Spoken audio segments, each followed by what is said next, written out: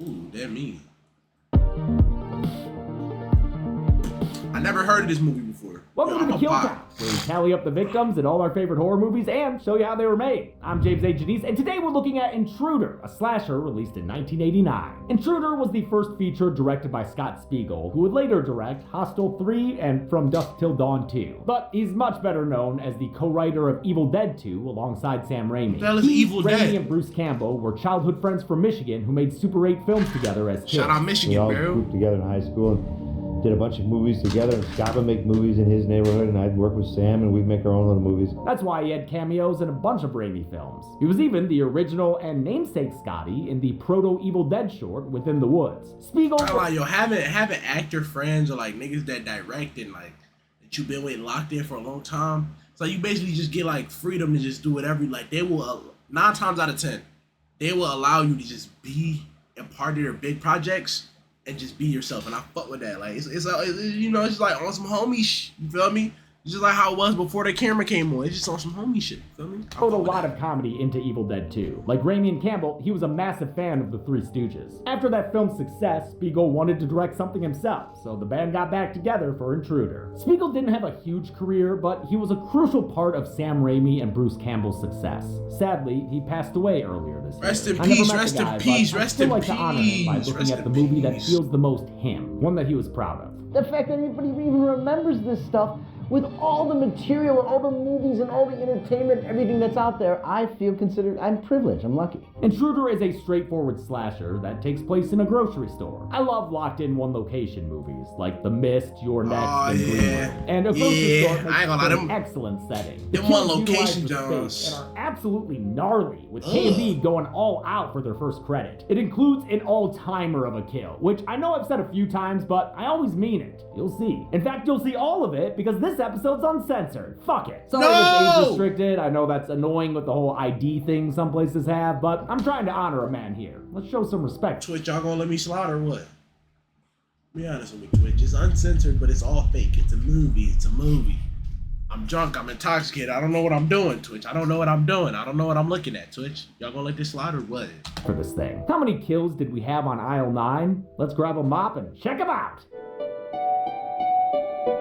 The movie begins at a grocery store. You know the place. Shopping carts, cereal. Walnut Lake Market is staffed by weeds and patroned by silly little old men like this one.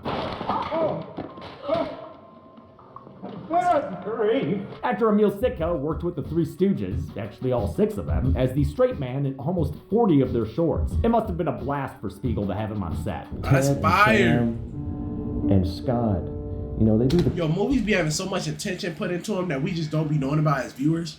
Like, bro, I guarantee you we wouldn't have known this if it wasn't for James A. Janice and Dead Meat, bro. Like, I guarantee you, bro. corniest jokes ever, you know, and you know, at the first you sit there, you go, what, you know, but then you realize it's a Three Stooges moment, you know, I mean, those guys loved all those. As the store reaches closing hours, things start to get ominous. Bad guy ominous.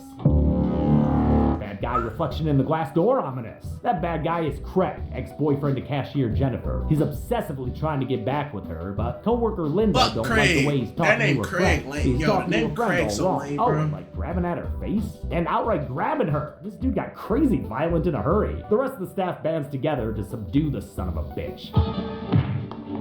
Yeah, Damn. knock his block off.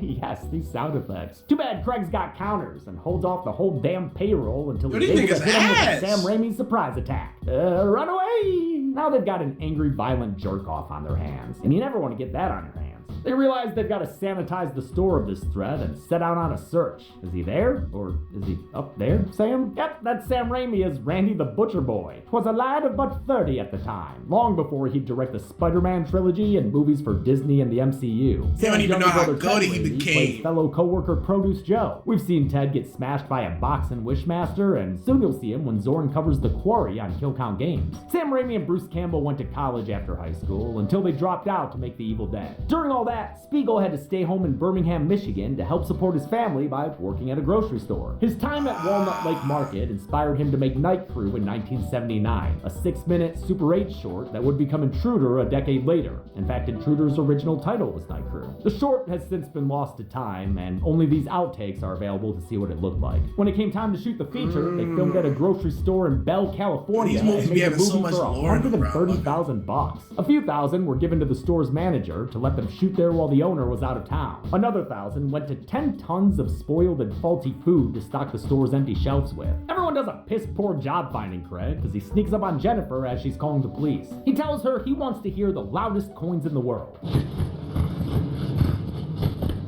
Like a damn construction site in that pocket. Oh, come on, dude, let her go. She jingled the coins for it. My question is, you telling me these niggas couldn't have just stayed together and 1v6 this nigga? A lot of these movies' plots be ass. I probably won't like this movie because this plot seems ass.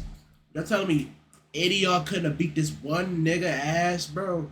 Y'all are all grown-ass men, and about 30% of y'all, maybe 45% of y'all probably have children. And y'all can't beat one nigga up? Y'all niggas is punks, gang. That's why I wouldn't fuck with a movie like this. Shit too dumb. Yeah. Thankfully, he's stopped by the employees again, and they kick him out. Like, why did we have that whole first fight and search party thing? It was pointless. It didn't even help me learn who the characters are, really. It's just like Brunette Guy 1, Brunette Guy 2, Sam Raimi, Ted Raimi, and tall stoner guy named Bib. Or, wait, his name is Bub? Ah, well, I'm keeping the joke. I only know Linda because that's Renee Estevez, star of Sleepaway Camp 2 on Happy Campers. The store's owners, Danny and Bill, There's so many horror movies, bro. To make this night even more awesome, they tell them they're out of a job since they're selling the store to the city to be demolished. Everybody's despondent about losing their job, which, yeah, I know sucks, but they're treating it like a career they've had for decades and built families off of. This is old place. Facts. Heartless owners Niggas be going too far. Like, yo, like, a lot of movies be showing you the definition of a nigga who take their job too seriously. Why do you care, gang? Go pick up that job at McDonald's, go flip them patties, and we're gonna be good, gang. Flip them patties for $16.50 an hour, and then you never know. Next month you might be making $17.50 an hour, and so on and so forth. Until you able to open you a Shopify account and start reselling, you know what I'm saying, AirPods and Air Force Ones. That's what we do nowadays, at least. Doherty share. Other owner Bill is heartbroken since he's worked there forever and is closer to the employees. He even regales them with a story from his time as a volunteer firefighter. He once tended to an accident with his buddy Parker where the victim lost their head. Parker found it. And here comes fucking Parker.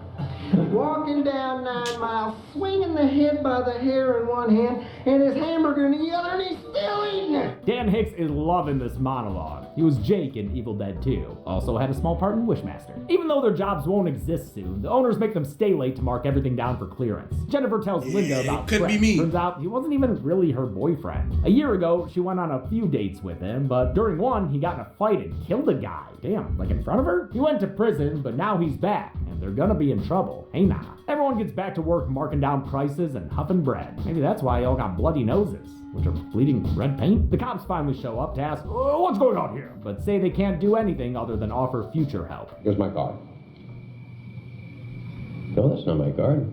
I ain't gonna lie, yo, I'm so glad, like, cops nowadays don't be overly old. Because if these old bags of dirt put up to rescue me, I know I'm cooked, gang. Like, at that point, just put the fries in the bag, bro. At what point is it just like fries, bro? You got two old-ass Bob and Joe trying to save you? Come on, bro. You're not getting saved, bro. They clutching their pearls. This shit bad. That's my card. Yeah. Another classic comedy actor there, L.V. Moore, who played the self-arguing Hank Kimball on Green Acres. His cop partner is Tom Lester, who was also on Green Acres as farmhand Ebb. It's fun to see old school comedians in this movie, since that corner of pop culture is such a big influence on the Raimi gang. Linda's outside by her car when she sees a silhouette of a man. He grabs her neck and uses a knife to split her like a melon. Nice match cut. Inside, Bill finishes using a giant box-crushing machine, which I can't wait to come back to, and then heads outside with a hammer. He comes across Craig creeping out a window and they get into another fight. Hell yeah, does this mean more sound effects? Awesome. Oh, but then Craig rings Bill's bell and knocks him out. Inside the office, heartless co-owner Danny gets attacked by someone who strangles him with their bare hands. Then they push his head towards a note spindle and stabs it in through the eye. Oh yeah! I love his twitchy body hitting the keyboard and his blood dripping onto the light bulb to turn the room red. Twitch, it's fake. It's fake. I don't know if I can react to this like that ass. This is a movie, bro. I didn't know they had like crazy shit like this in old movies. I never knew. Like, I thought this was just some new gen shit. Artists, or like not artists, but directors, been on some crazy, freaky, slimy, nasty, nutty shit. They've been on that. A lot of this movie is pretty amateur, like the acting and some standard shots in terms of framing and focus. But Spiegel had a really fun creative flair. Scott does like wastebasket POVs and, you know, mouth POVs, any kind of point of view shot he can do. Phone cord POVs, I mean, anything. Scott had probably the most ridiculous shots I've ever seen. They're interesting to explore, even if they're not always great. Like what are we doing here? We're inside the phone? Okay, yeah, okay. But even though he was more of a technical director than an actor's one, Spiegel kept a relaxed and collaborative set, encouraging his cast to improvise. Produce Joe is chopping vegetables and listening to his favorite tune. This little fucking jingle is on repeat, man, blasting through Joe's headphones in every one of his scenes. His chopping technique's a little heavy-handed there, especially when it's done to the back of his head by the killer. I love the quick shadow shot, the way the headphones fall apart after being split in half, and the ironic sign as his body drops. He's dragged away and his music slows down Yo, with the I battery. didn't expect.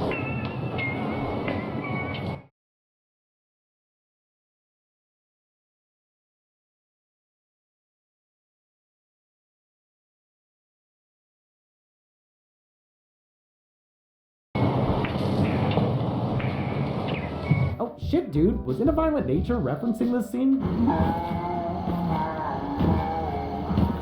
I don't know. The surviving employees are still going about their jobs. While working, Randy almost eats a briny eyeball, which is gross, but also, damn man, your work snack is green olives? Like wet green olives? Old salty hands. Meanwhile, old Bleedy Nose starts making out with Dave, the guy who's been talking to her. I don't know. They had a scene together earlier. They're spied upon by other dude guy Tim, who really likes what he sees. Oh, gross, man. Hey, come out from behind there. Oh, okay. At least your pants are still on. An open door leads Tim to checking things out and getting a knife. Was that nigga gooning? Yo, I didn't even peep I was muddied, but was that nigga gooning? In the stomach for his troubles. Oh, that was a blood spray. Aw, that it got all over the beer brand beer. Don't tell Titus. The killer fucks with Bub next, who comes across Tim's body, but doesn't realize he's dead until after denigrating him. Tim, you look horrible. Anal itch got you down. The killer grabs Bub by his Goldilocks and pulls him behind the cans. Friggin' Yo, this muscles killer could not be this nice, bro. He could not be this nice. He could not, bro. This nigga not Jason. He not in it. Bro, if you niggas don't put this bitch ass nigga to sleep. Man carries Bub to that. Oh shit, motherfucker, yeah, box crushing machine. Oh, I've been waiting for this. Yeah, keep screaming, Bub. It won't stop you from getting your head crushed. Yeah, there it is. Oh man, that was a good. Oh, and a final spurt too. Thanks, Intruder. You really shouldn't have. Intruder's incredible effects were done by K&B. Spiegel met Kurtzman, Nicotero, and Berger during Evil Dead 2, where they did special effects under Mark Shostrom. The three of them had just founded their own company, which would go on to be legendary. I can't name how many kill counts K&B Effects has been mentioned in. But even though they had worked on a ton of movies prior to this as individuals, they had a hard time getting hired as a brand new company. Okay, so I have a question. What is the theme song that Dead Meat uses? What song is that? That bum, bum, bum, bum, bum, bum, bum. Is that bad questions? By the way, I just farted and burped at the same time. I'm disgusted. Film on K&B's resume, and they basically did the labor for free as a favor to Spiegel, as long as he paid for the materials. And the blade's gonna go right like that. Blood everywhere. Their work was featured in Fangoria before the movie's release, so horror freaks had expectations going in. Unfortunately, Intruder was financed by Charles Band and Empire Pictures right as that Full Moon precursor was going bankrupt. It got sold to Paramount, who killed its theatrical release and cut out all the gore so the VHS would get an R rating from the MPAA. And they cut out a ton, like 5 whole minutes. At one point, I guess it was almost nonsensical because you didn't know what happened to these characters. They're just gone. These amazing effects went unseen until a 2005 DVD release.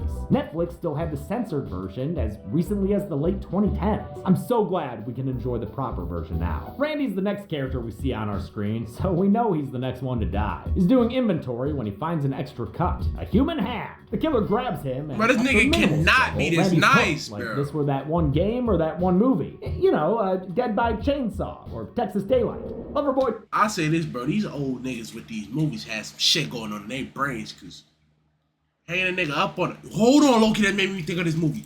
Yo, have y'all ever heard of this movie, bro? And I know the name gonna like kind of throw y'all off.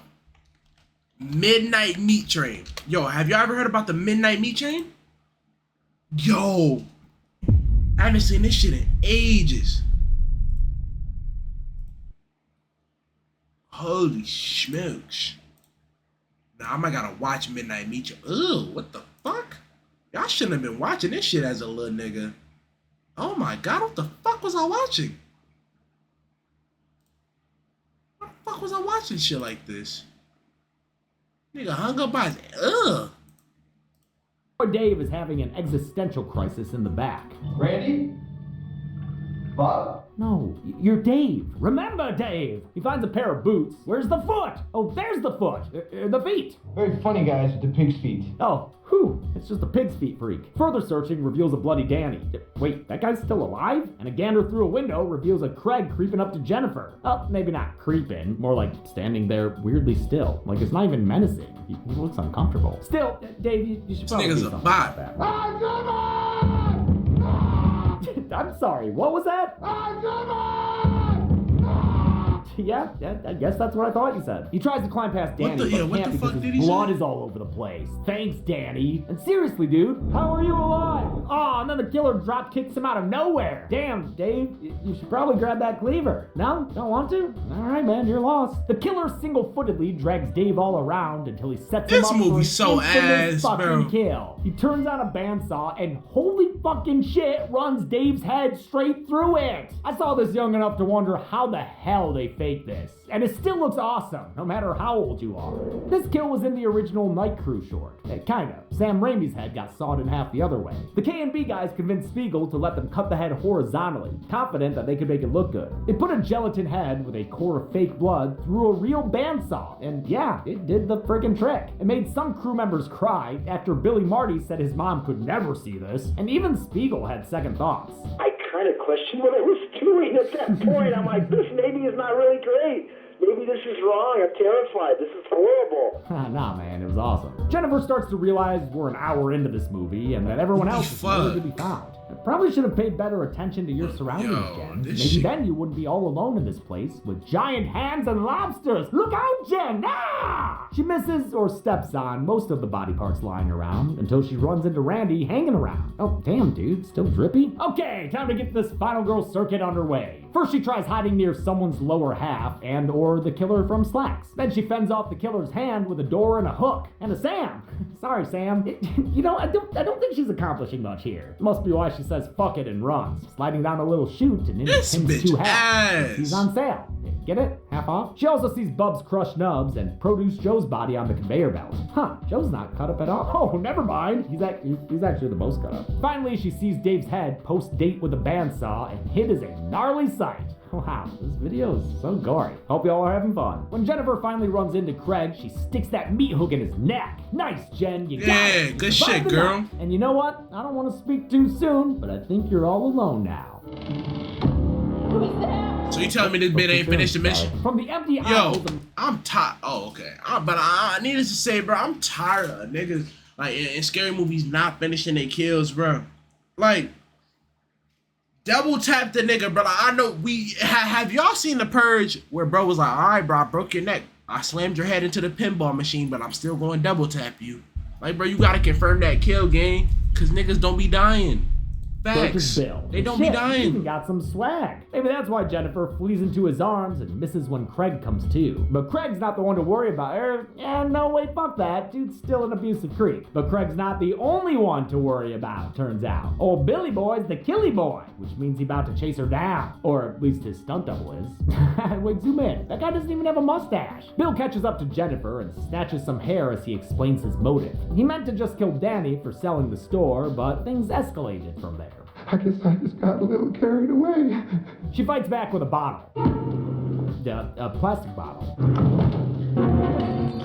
Okay, never mind. It was glass after all. Whatever. Run away! Shit about to make me mad, bro. Hey, stop breaking bottles, you two. You're in Michigan. Those are worth 10 cents a piece. Wait, I've never seen a final girl circuit where the final girl hides herself in a makeshift little fort.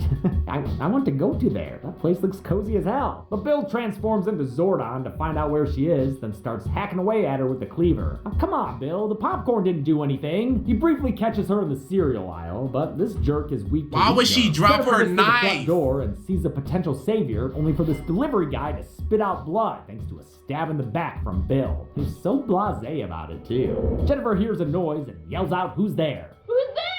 Girl, you've been running this circuit for like half an hour. Who the fuck you think is there? No, it ain't Danny, although thank fucking God we can finally put him on the kill count since crazy ass Bill is doing an ice cream man thing with his head. But that's not Grenadine. The decapitation gag gives him the chance to make a callback too. Here comes fucking Parker, walking down 9 miles, swinging a gun. I ain't gonna lie, this low-key aura. This low-key swag. I ain't gonna lie, this low-key swag. This low-key swag. I ain't gonna lie, fuck with it. This is probably the only redeeming quality I think I found within this whole reaction. This shit kinda swaggy. This shit kinda swaggy. It is sandwich in the other.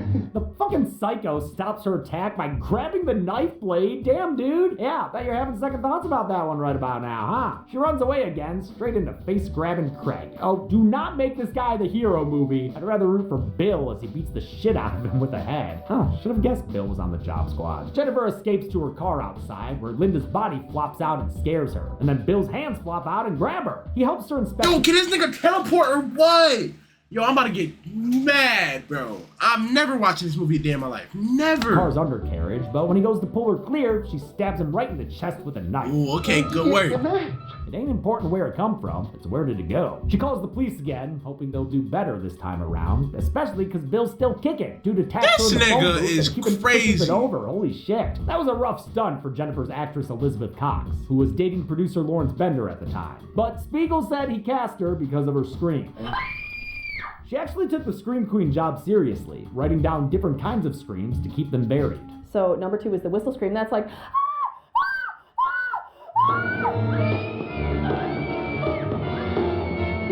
Then we had the tarantula scream. Now I hate spiders, so it's like,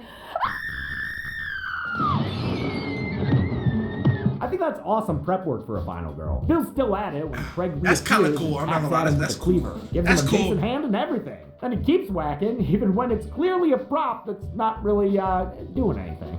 Craig's still holding the cleaver when the police arrive. All right, freeze! Oh, you goddamn right. He's here in the chin. It's Bruce freaking Campbell. You knew he had to show up in a movie by this crew, even if it's just for a quick cameo. Didn't stop them from using his name to market the movie, though. Oh, and what's with the VHS cover? It gives away who the killer is. That's Bruce's true. fellow cop is this movie's producer, Lawrence Bender. This was Bender's first film. Spiegel would later introduce him to Quentin Tarantino, which led to Bender producing Reservoir Dogs. He went What's on that? to produce Tarantino's next 5 films, and From Dusk Till Dawn, and a ton of other Oscar-nominated and winning films. I'm guessing he's why a few actors from Intruder cameoed in Tarantino movies. Tom's actor Burr Steers was Flock of Seagulls in Pulp Fiction, and Tim's actor Craig Stark was in a few of his later films. A still-living Bill croaks to the cops that Jennifer and Craig killed everyone in the store. we didn't do it! Ow! Damn, Bender with the brutality. Look at what you've done, Bill, you little scamp. The movie ends with the cops starting to make an arrest, and Jennifer screams sucking the camera into her mouth. Whoa! How many kills did I find scanning the runtime of Intruder? Let's find out and get to the numbers. That reminds me of this one time I was about to go film in the numbers void. And here comes fucking Zorin walking through the set, swinging a crepe by the hair in one hand and a Happy Hills hammy in the other, and he's still eating it. Low-key, a burger would be mad good right now. The challenge with a burger would be hella good. I don't know, this movie's frying me though. This movie OD fried me. I couldn't watch no shit like this, died in bro. I Intruder, couldn't. with the I victims couldn't. consisting of 7 men and 1 woman. That gives us this pie chart, which is available in the bakery aisle. We've seen this counted breakdown twice before, in Spiral from the Book of Saw and Tremors 5 Bloodlines. And with a runtime of 88 minutes, Intruder had a kill on average every 11 minutes even. I'll give the Golden Chainsaw for coolest kill to Dave. I think it's an all-time. Yeah, that's But the best what's funny genre. about this That's the movie best is genre for I sure. wouldn't disagree if you had a different pick. Lots of great gore in this one. It is shockingly high quality in terms of both effects and creativity. And I'm actually not gonna give out a dull machete for lamest kill. Even Linda's bloodless murder has that fun melon match cut. No points docked here. And that's it. Intruder came out in 1989, sadly direct to video and cut down for an R rating. Thankfully, the version Spiegel wanted us to see eventually made it to DVD. We have a very special episode for you next week. Please make sure you tune in. Alright, so Although if you're watching the Intruder kill count, I'm sure you are going to anyway. Until then, I'm James A. Janice. This has been the Kill Count. On the next kill count. On April 7th, 2017, the world was hit by the premiere of An Idiot in a Yellow V-Neck. Welcome to the Kill Count, where we tally up the victims in all our favorite horror movies. Now, 8.5 years and 499 episodes later, we've seen 5 different sets, 3 different hosts, a whole slew of special guests, and many, many, many, many kills. Please give us a number. We've counted zombies, vampires, werewolves, and robots. Killer dolls, killer dogs, killer clowns, and killer killers. We've even counted a big old shark and a stuffed dinosaur. But there's one group of victims we haven't counted yet. Us. That's right. It's time to kill count the kill count. I expected something different. I fuck with that video, but that movie was ass. I would never watch that movie fucking day in my life. And it's just because I know I never seen that shit, but I hate it.